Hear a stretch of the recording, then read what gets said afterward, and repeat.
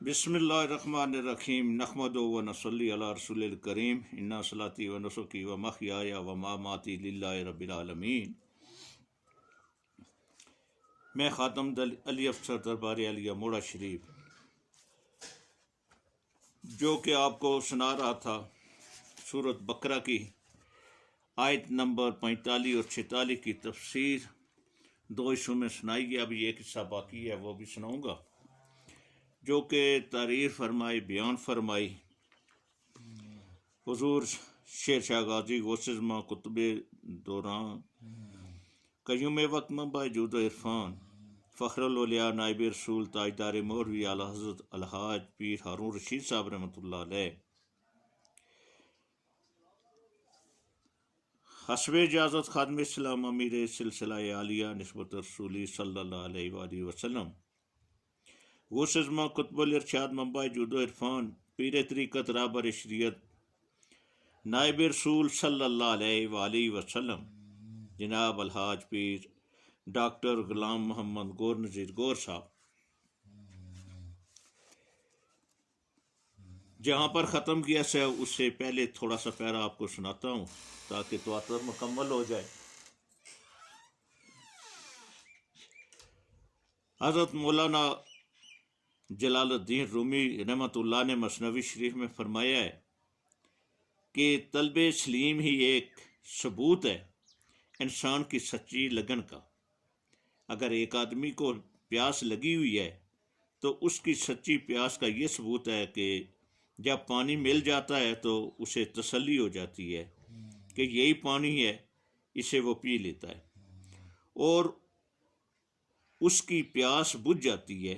अगर उसकी तलब सलीम नहीं है तो उसे कोई पानी के बजाय पेशाब दे दे और कहे कि यही पानी है तो वो पी लेगा और यकीन कर लेगा कि यही पानी है, हालांकि वो पानी नहीं पेशाब होता है, लेकिन उसे तमीज़ नहीं, क्योंकि उसकी प्यास और तलब सच्ची नहीं। इसलिए तालब की तलब सच्ची होनी चाहिए। तालब की क्या तलब होनी चाहिए? ये तलब होनी चाहिए कि मैं निस्बत रसूली सल्लल्लाहु अलैहि वसल्लम हासिल करूं, क्योंकि ये रोशनी है। अल्लाह ताला ने हुक्म फरमाया है कि तुम मेरी इबादत करो और मेरी इबादत इस तरह करो कि तुमको यकीन आ जाए कि मैं मौजूद हूँ। यकीन उस वक्त हासिल हो सकता है जब तमाम शैतानी ख्वाहिशात मिट जाती हैं। इसके लिए निस्बत रसूल सल्लल्लाहु अलैहि वसल्लम की ज़रूरत है और नबी पाक सल्लल्लाहु अलैहि वसल्लम की गुलामी हासिल करनी चाहिए। जब इंसान की ये ख्वाहिश होती है तो उसे वहाँ जाकर ही तसल्ली होती है जहाँ निस्बत रसूली सल्लल्लाहु अलैहि वसल्लम का मरकज़ होता है, जहाँ निस्बत रसूली सल्लल्लाहु अलैहि वसल्लम की तार आई होती है और जहाँ रोशनी होती है। अगर ये तलब ना हो तो इंसान अगर गधे से अपना ताल्लुक़ पैदा कर ले, गधे को अपना पीर और रहनुमा बना ले, तो वो यही समझेगा कि ये मेरा रहबर है और इससे मैं रहबरी हासिल कर रहा हूँ, इसलिए कि उसके दिल में तलब सलीम नहीं है। वो निस्बत रसूली सल्लल्लाहु अलैहि वसल्लम ही नहीं चाहता।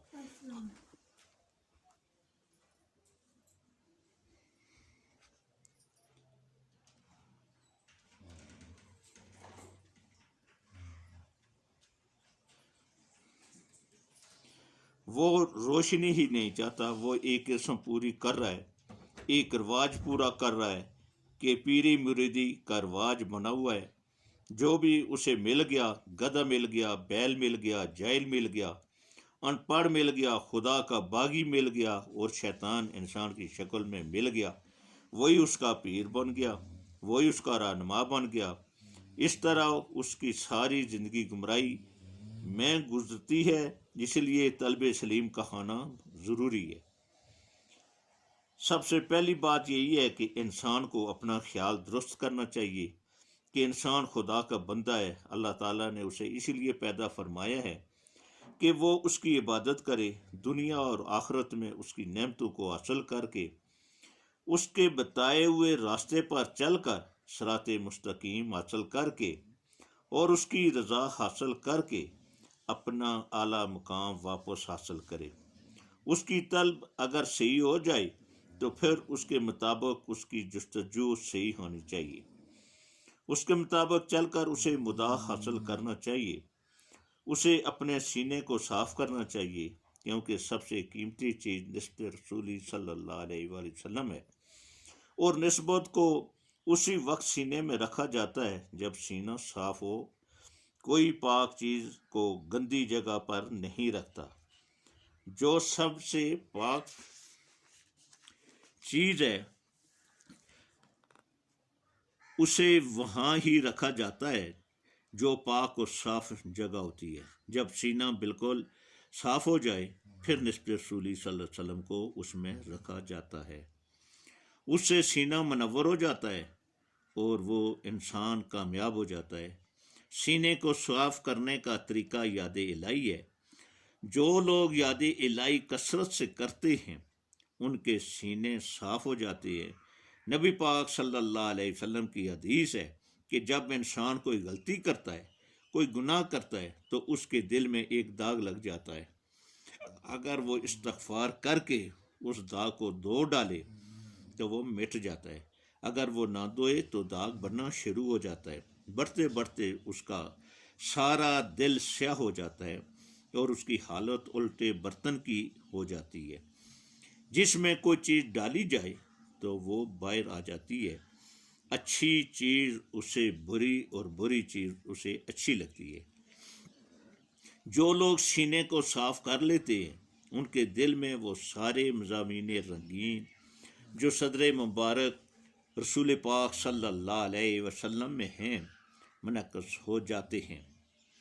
مولانا جلال الدین رومی رحمۃ اللہ نے مثنوی شریف میں لکھا ہے کہ چین کے دو مصور روم کے بادشاہ کے پاس گئے، انہوں نے عرض کی کہ جناب ہم مصور ہیں، ہمارا امتحان لیا جائے اور ہمیں انعام دیا جائے۔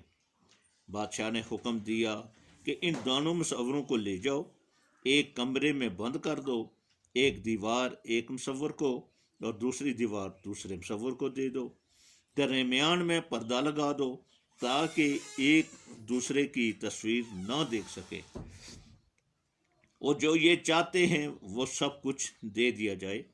چنانچہ ایک حال میں ان کو لے جایا گیا، ایک دیوار ایک مصور کے حوالے اور دوسری دیوار دوسرے مصور کے حوالے کر دی گئی۔ ایک مصور کو سارا ساز و سامان دیا گیا، رنگ دیے گئے، قلمیں دی گئی اور اس نے تصویریں بنانی شروع کی، نہایت اعلیٰ قسم کی تصویریں بنائی گئی۔ دوسرے مصور نے کچھ نہیں مانگا، جس مصور نے سب کچھ مانگا تھا، رنگ مانگے تھے، قلمیں مانگی، اس نے بادشاہ کے سامنے عرض کی کہ جناب میری تصویر تیار ہو گئی ہے۔ بادشاہ نے دوسرے مصور سے پوچھا، اس نے کہا کہ اگر اس کی تیار ہو گئی ہے تو میری بھی تیار ہو گئی ہے۔ حکم ہوا کہ پردہ ہٹاؤ۔ جب درمیان سے پردہ ہٹایا گیا تو بادشاہ دیکھ کر حیران ہو گیا کہ جیسی تصویر ایک دیوار پر بنی ہوئی ہے ویسی ہی تصویر دوسری دیوار پر بنی ہوئی تھی۔ بادشاہ نے پوچھا کہ مصور تم نے کچھ نہیں لیا تو تم نے اس قسم کی عجیب تصویر کس طرح بنا ڈالی؟ بغیر ساز و سامان کے یہ تصویر بنا لی۔ اس نے عرض کی کہ جناب یہ مصور کاریگر ہے، یہ کاریگری سے اپنی تصویر بناتا رہا، میں صرف ایک کام جانتا ہوں صفائی کا، یہ تصویر بناتا رہا اور میں اپنی دیوار کو صاف کرتا رہا۔ میری دیوار شیشے کی طرح صاف ہو گئی۔ جب پردہ درمیان سے ہٹایا گیا تو اس کی ساری تصویر میری دیوار پر منعکس ہو گئی۔ اس طرح انہوں نے مثال دے کر کہا کہ سینوں کو صاف کرو تو تمہیں کامیابی حاصل ہوگی، نسبت رسول صلی اللہ علیہ وسلم حاصل ہوگی اور تم خدا کے بندے بن جاؤ گی۔ یہ محفل اسی غرض و غایت کے لیے ہے کہ وہ سارے لوگ جو اللہ تعالیٰ اور رسول اللہ صلی اللہ علیہ وسلم سے محبت چاہتے ہیں، جو اللہ تعالیٰ کی بندگی میں اپنی زندگی گزارنا چاہتے ہیں، وہ مل کر اللہ تعالیٰ کی یاد کریں۔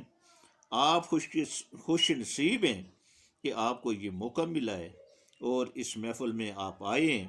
اللہ تعالیٰ کی یاد کے لیے آئے ہیں، اس کی یاد کے لیے آئے ہیں جس کے دستے قدرت میں ہر چیز ہے، جس سے کوئی چیز چھپی ہوئی نہیں، وہ مشرق میں ہے، وہ مغرب میں ہے، وہ سمندر کی تہہ میں ہے اور وہ آسمان میں ہے، کوئی چیز اس کے اختیار سے باہر نہیں۔